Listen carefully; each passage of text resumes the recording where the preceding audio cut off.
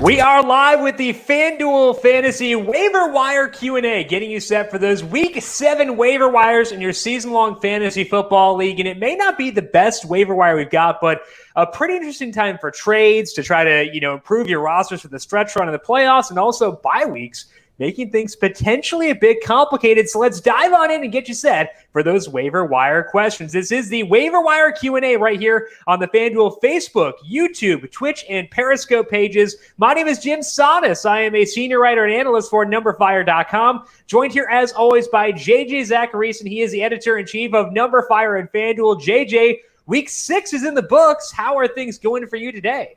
Going pretty well. I just can't get that song out of my head. The before the show song, the dun, dun, dun. It's in my head now for the rest of the day. It's the same song that they used for when I did the MLB DFS Q&As. So it was 6 or 10 times a day, technically, because it would be the beginning of the show and the end of the show. And that song doesn't haunt my dreams, but it is a central focus of my dreams. And I can't say it haunts because it's a banger, it slaps. Yeah, I would say this. If I played in Major League Baseball, which I was so close, I was not so close. If I played in Major League Baseball, it would be my walk-up song. Okay. So when Neil Walker lets you hang out with him, and he just invites you to the big club for one day, you're going to use that as your walk-up? Yeah. Just so people know, I played Little League with Neil Walker. No big deal. Yeah, NBD, just brush it off a little bit, for sure. We'll be doing things the same as usual for today. If you have questions about your Week 7 waiver wires or just trade questions, whatever it may be, general outlooks on players, put those questions in the chat section over on YouTube. We will also take questions today from Facebook, Twitch, and Periscope as well. So get those questions in and get those waivers set for week number 7. Let's start things off here with Joey over on YouTube. It's a 10-team, 2-quarterback league. He has Kyler and Nick Foles. The waiver wire for QB2 is awful, and with this news on Tua Tagovailoa, he's thinking about going all in. How much free agency budget would you put in? It's a $100 budget. Tua's on the waiver wire in a 2-quarterback league. How much are you willing to dump on Tua there? I mean, look, if you got to go all in, you got to go all in, right? If the rest of your lineup is fine and it looks strong, then sure, I'm giving you the thumbs up. Go for it, because in Superflex leagues, quarterback is not only valuable, but it's currency as well. So, if Nick Foles is your QB2 and you don't have anything backing him up, then yeah, I mean, you're going to have to probably go hard for Tua, I would assume. And it should be worthwhile because I think in 2-quarterback leagues, you want stability at quarterback. Tua should bring that. I can't imagine they'd flip back to Ryan Fitzpatrick. Yeah. So that bodes well for him there too, if you're dumping a lot of your budget there. Another question on Tua. What's your outlook for Tua and the Dolphins offense the rest of the way? Does this help or hurt guys like Devontae Parker, Myles Gaskin, Mike Gesicki? Stock up, stock down for them based on the Tua move? I'd say it's stock sideways to down, trending down. And the only reason I say that is, I think that we're not going to see as much of the aggression as what we see with Ryan Fitzpatrick in that Miami offense. And really that benefits the pass catchers, even though that comes with turnovers. I mean, we saw it even in the Jets game at the end of the game. I think it was Fitzpatrick's last throw of the game where he just heaved it deep. And it was picked off, but that's just what you get with Ryan Fitzpatrick when the Dolphins are up 24 points and he's still throwing it deep. Whereas with Tua, I think we're going to see more precision, and that that's the kind of prospect that he was, and you know that better than anyone, Jim. And so I think that those guys should still be fine, but I definitely would call from a fantasy perspective maybe a slight downgrade for the rest of the team. And I think the other concern, at least initially, is that Brian Flores and Chan Gailey may try to keep things safe for Tua just because he hasn't been hit yet since breaking his hip last year. Maybe they want to keep it a short passing game, maybe use Myles Gaskin, maybe make Jordan Howard active just to kind of keep things a bit more conservative. That would be a downgrade for those guys too. But I would agree. It's more lateral or slight down than being down or big up either way. Dan, what is DJ Moore's outlook rest of the way? Back on track last week, or will he go back to being a clear number 2 behind Robbie Anderson? I think that's really interesting because both Robbie and DJ Moore get a lot of targets. DJ Moore gets more volatile targets, which can make him very much up and down. So with a now 6-week sample on these guys, what are you expecting out of DJ Moore going forward? Yeah, I mean, you mentioned it. DJ Moore is the guy who's seeing the ball down the field a little bit more, which we didn't see as much last year in a separate offense. We didn't know that was going to be the way they utilize Moore compared to Robbie, which is strange, just given what Robbie's done historically versus what DJ Moore has done his first couple of years in the league. Look, I think that Robbie still has to be favored over Moore moving forward, just given the sample that we have before this past week. But I think both can be wide receiver twos. Maybe Robbie's more of a mid-range and DJ Moore is more of a low end. But yeah, I mean, it's a division where, you have potential shootouts. The schedule is fine enough moving forward, I believe. So yeah, I mean, I'm not down on Moore. I'm not high on Moore. I'm not really looking at what happened this past week as anything more than this is just sort of the volatility that we see week in and week out in fantasy football. I would still favor Robbie, though, because we have a larger sample of him in this offense with Teddy Bridgewater, seeing a very good target share week in and week out. And I think the good thing with Robbie is his floor is better than DJ Moore's, whereas they both have similar ceilings. And if that's the case, I'll take the guy with the higher floor there for sure. But DJ Moore can still be very good. The one thing I do want to point out, too, is that Teddy Bridgewater is really underperforming in the touchdown column to start the year. He has like a sub 3% touchdown rate.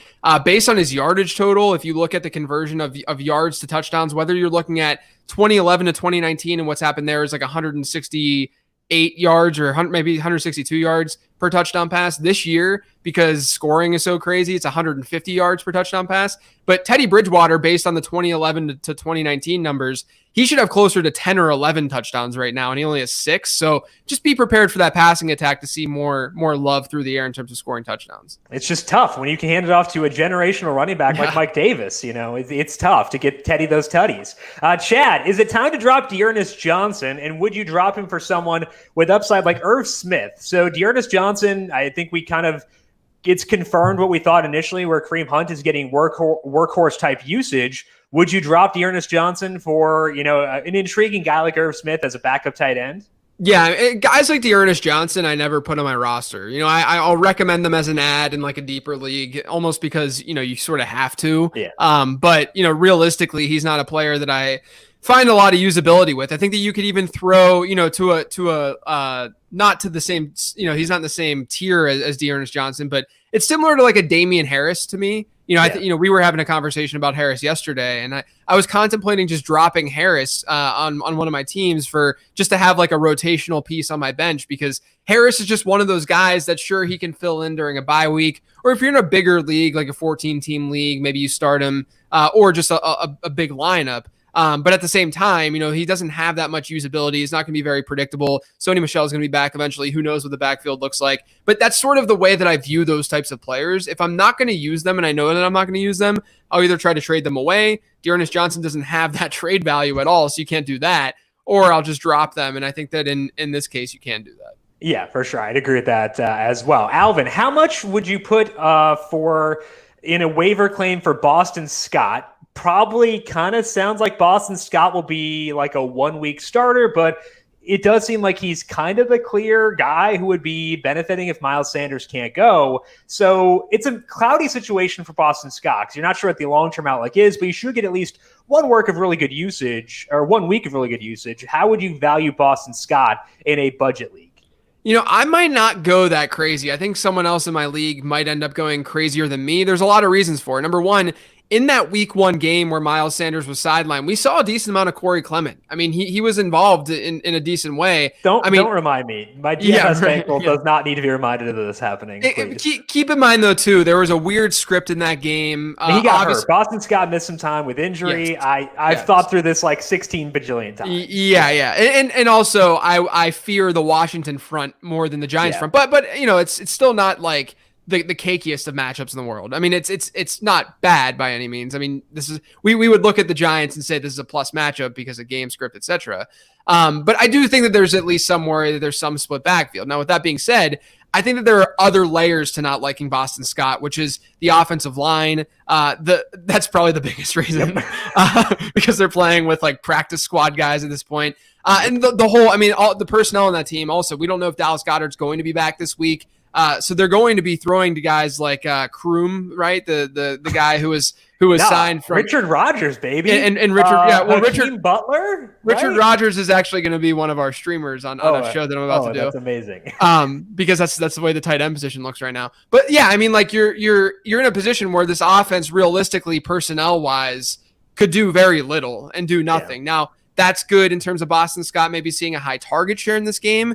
Maybe he has a high floor, but I believe they get Dallas then next week. And in most cases with a bye after that, I would say Miles Sanders likely to just sit for 2 weeks and then hit the bye week. But given the implications for that game against Dallas, it wouldn't be shocking if Miles Sanders, who's played through injury, I mean, he seems like he's one of those like tougher running backs, plays through stuff. So I wouldn't be shocked if he ends up coming back next week. So if it's a 1 week rental, 1 week pickup, I'm not going higher than 10% FOB. Want to take a question here from Hugh over on Facebook. Would you hold on to Chark or Fant or Chark or look for better options? DJ Chark had 14 targets last week. I know it didn't result in a lot. Noah Fant, going back to a Broncos team that I know the numbers were pretty bad. However, and I have a very strong bias towards Drew Lock. Truther. But I thought he looked good, like outside of the 2 picks. So for me, I think those two are pretty obvious holds. Would you agree? Yeah, I mean, if you have to drop one of them, I'd probably end up dropping Fant just because the tight end position matters less. But I will say that the tight end position is really bad, and I think Fant, when he comes back, is probably like a tight end 6-7. You know, he's in that range by default almost because he's probably going to see a 17 to 22, 23% target share each week. And again, the great thing about Drew Lock right now is that he's throwing it deep. He has a 33% deep ball rate. That's on throws that are 15 plus air yards. Last week, he threw it deep on 45% of his attempts, which is part of the reason why, I mean, you love that aggression for fantasy football. If he turns the ball over, it's not the biggest deal in the world. So I like the pieces in that passing attack to a degree. I don't think the matchup is unbelievable this week against Kansas City, but it's probably better for Fant anyway. But regardless, to this question, DJ Chark coming off of that game where he had that type of target share, it'd be very hard for me to drop him. I agree. I just think that I'm not going to put 14 targets on the waiver wire. Darnell is asking, any updates on Christian McCaffrey? Should he move Mike Davis for value now? And I think the issue is that this is a pretty cloudy situation because if I'm recalling correctly, I think Carolina plays on Thursday in week 8. So there's a legitimate chance that Christian McCaffrey not only misses this week. I think my baseline assumption right now is that McCaffrey does not play this week. Yeah. And there's a legit chance he misses week 8 too. They might have a bye week 9. I don't know. I'll look this up, JJ, but would you be looking to move Mike Davis at this point? Depends on your situation, and it depends on what you would be able to get for him because, you're at a point in time where it's not like the person you're trading Mike Davis to. It's not like the manager that you're trading him to doesn't understand the situation. Whoever you're trading Mike Davis to understands that they might only get 1 or 2 weeks left of Davis. Now, I do think that you could use, like, if I have Davis right now, I would think about trading him to the team that has CMC. Only because of the way that people think about handcuffing in fantasy football and it's the floor rather than the ceiling, etc.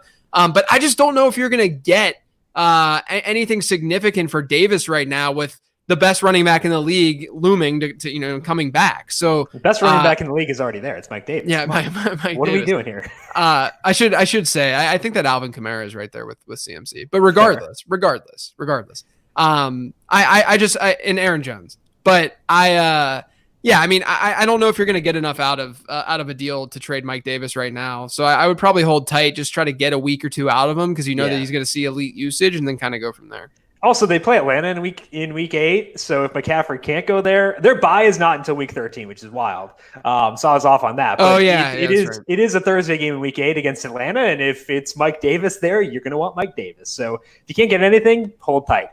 Joe, would you burn a number 1 waiver priority to pick up the Buccaneers defense? Now, the Buccaneers defense is good. The problem is they're facing Derek Carr this week on the road as only 3-point favorites, and Derek Carr doesn't do a lot of things that are great for opposing fantasy defenses. So would you burn a number 1 waiver priority on Tampa Bay? No, I would rather just stream the position. And yeah, to your point about Carr and that Raiders offense in particular, I mean, the line's good. I mean, they don't allow many sacks and they don't turn the ball over that much, the Raiders. So it's not that advantageous of a matchup in general. I mean, yeah, the Bucks defense is looking really, really good. Obviously, you want them on your fantasy team, but I would not be, dropping that number one spot to get a defense. Especially when there haven't been great waiver things recently, but there's always the potential for that to happen. So I think I'd agree with too. The Aircus, we can do this one quick because it's related to Boston Scott too. He's a Miles Sanders team. In week 7, he does not need a running back, but for week 8, he will.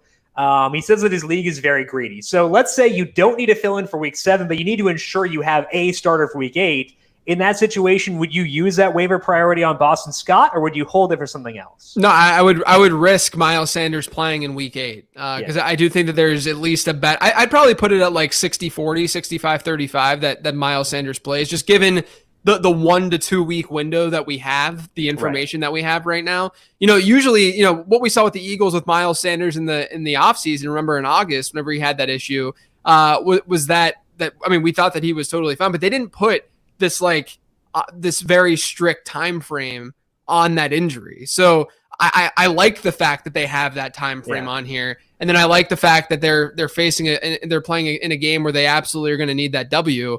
So I'm bullish on Sanders playing. So as a result of that, I wouldn't go crazy hard on Boston Scott. And then I would just hope, if Sanders doesn't play in week 8, you just have to hope that there's other viable running back options on your waiver wire that you can plug in. And like you said, too, last year, Miles Sanders showed a lot of toughness, played through a lot of dings and dents down the stretch. So he's a pretty tough dude. I would expect him to be out there in week 8 as well. Itachi is asking, can I start Ryan Tannehill against the Steelers? There's no Taylor Lewan there. Obviously, the Steelers have no Devin Bush, though. Or would you pick up Joe Burrow against Cleveland, Drew Brees against Carolina, Teddy Bridgewater against the Saints? Would you use one of those streaming options over Tannehill this week? I think you could consider Joe Burrow, but I haven't looked at this slate heavy enough. I do my matchup stuff starting mostly tomorrow. Today's more of like a data collection, looking at the 15 transaction stuff and figuring out which direction we want to go with our teams. So I haven't dug into the matchups totally just yet. But, off the top of my head, just thinking about things, I do, and you probably agree with me. I think the Taylor Lewan injury is massive. Yeah. I'm very scared of what that could do to this offense. And Ryan Tannehill right now is a huge regression candidate as well from a passing touchdown standpoint. Now, he's a better than average quarterback. He should be better than average in touchdown rate. But, last year he had this 7.7% touchdown rate, and everyone's like, oh, he's going to regress. I'm going to draft him as a low-end QB2, mid-range QB2. Well, his touchdown rate right now is 7.5%. So it hasn't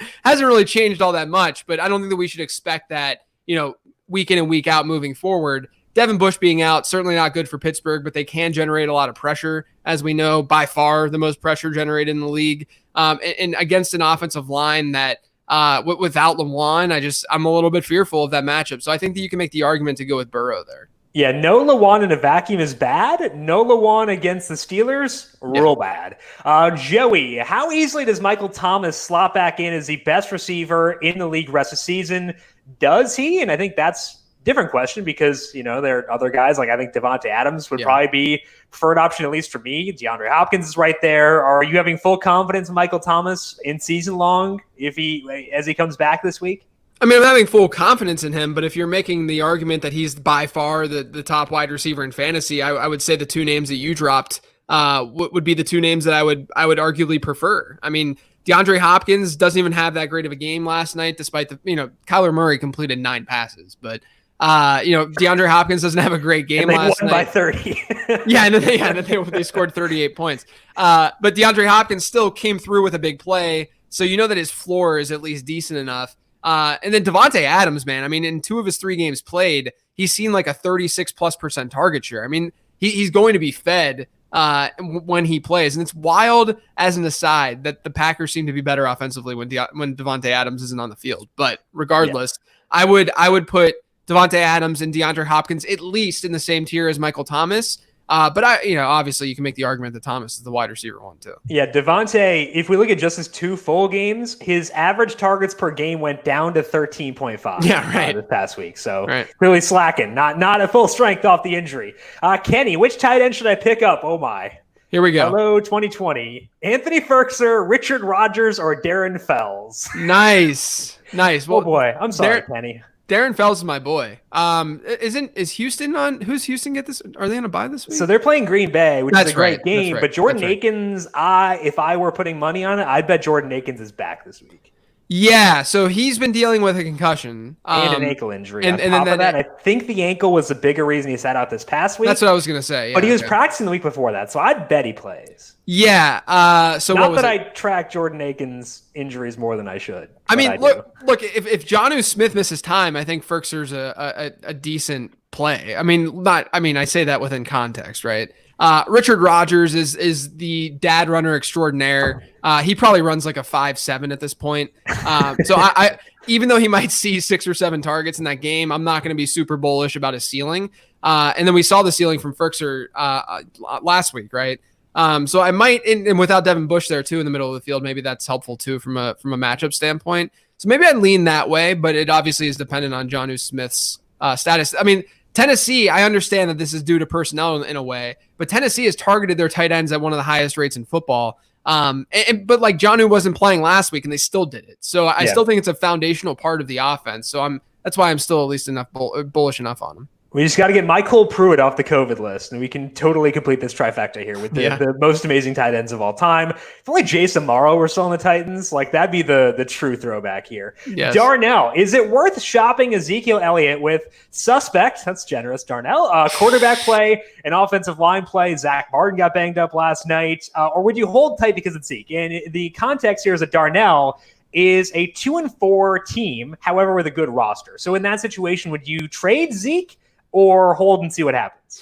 I mean, he's still being utilized a ton in the passing game, and that to me is one of the main reasons I would hold on. I mean, if you filter down and look at players who are seeing a high running back rush share and a high target share, Zeke has the best combination of the two. So he's the best market share essentially of his backfield in the entire NFL.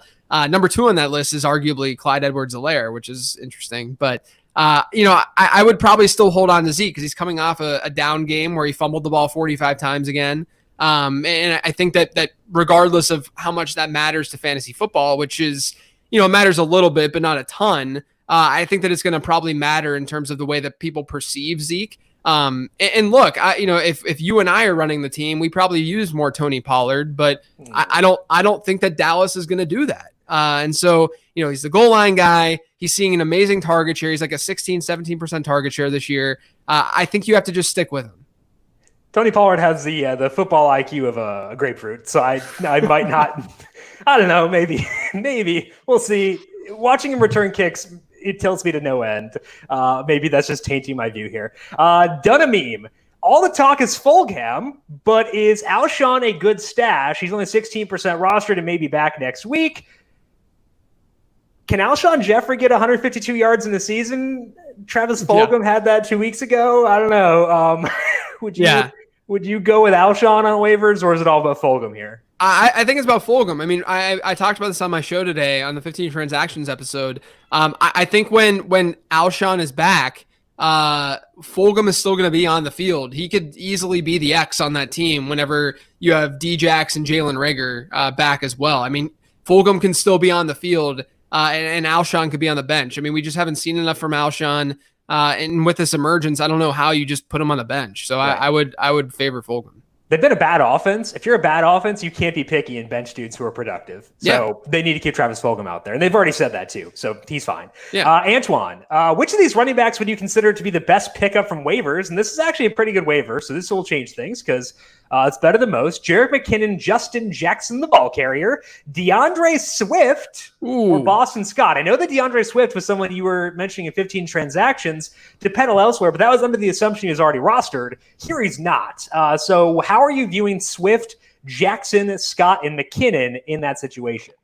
So let's look at this conveniently with a 3-week window. Okay. I say conveniently because that's when Raheem Mostert's likely going to be. I mean, he might be out for like 4 weeks, but he's on an IR, which could be 3 weeks, right?